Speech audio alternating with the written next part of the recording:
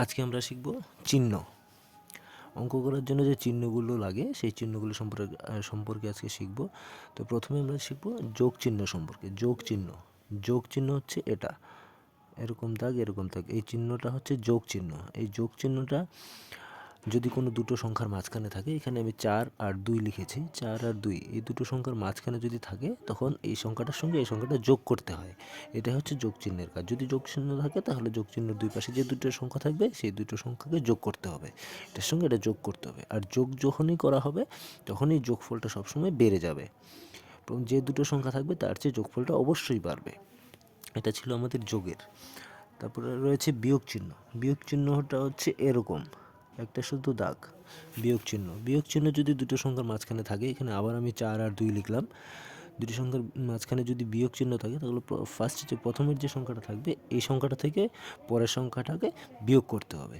এটা বিয়োগ করলে বিয়োগফলটা সবসময় কম হবে।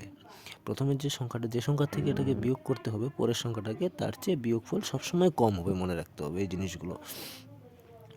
গুণ চিহ্ন। গুণ চিহ্ন হচ্ছে এরকম কাটা, এটা হচ্ছে গুণ চিহ্ন, একদম ইজি। গুণ চিহ্ন যদি থাকে দুটো সংখ্যার মধ্যে, এখানে আবার আমি 4 আর 2 লিখলাম, 4 আর 2 এর মাঝখানে গুণ চিহ্ন দিলাম। তার মানে 2 দিয়ে 4কে গুণ করতে হবে, মানে এটা 4-এর দ্বিগুণ। গুণ করলে গুণফলটাও আবার বেড়ে যাবে। ভাগ চিহ্ন। ভাগ চিহ্নটা এরকম একটা দাগ দিয়ে উপরে একটা গোল নিচে একটা গোল, এটা হচ্ছে ভাগ চিহ্ন।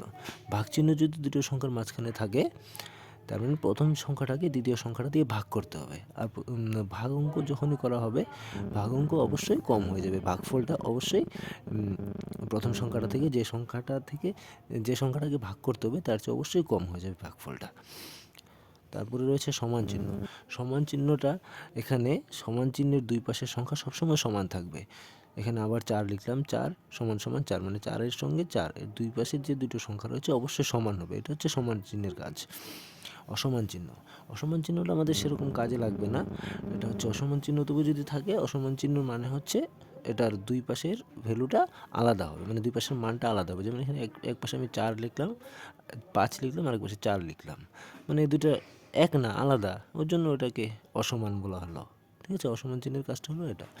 আরেকটা যেটা রয়েছে সেটা হচ্ছে বন্ধনী।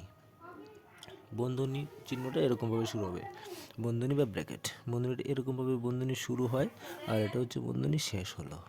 এটা ব্যবহার হয় যদি কোনো অঙ্কের মধ্যে যোগ বিয়োগ, মানে যে কোনো দুটো বা তিনটা চিহ্ন যুক্ত অঙ্ক থাকে, তখন এক একটা চিহ্নের অঙ্কগুলোকে আলাদা করে লেখার জন্য বন্ধনীটা ব্যবহার করা হয়। যেমন এখানে আমি লিখেছি একটা 4 যোগ 3 যোগ 2 বিয়োগ 1 বিয়োগ 2।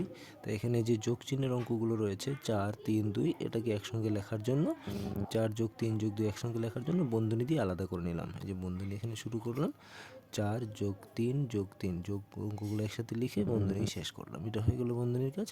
এদিকে আবার রয়েছে 1 আর 2, দুইটা বিয়োগ রয়েছে, তার জন্য 1 যোগ 2 এটা আলাদা করে লিখে নিলাম আমরা। বিয়োগের অঙ্কগুলো আলাদা করলাম, যোগের অঙ্কগুলো আলাদা করে নিলাম, এটা হচ্ছে আমাদের বন্ধনীর কাজ।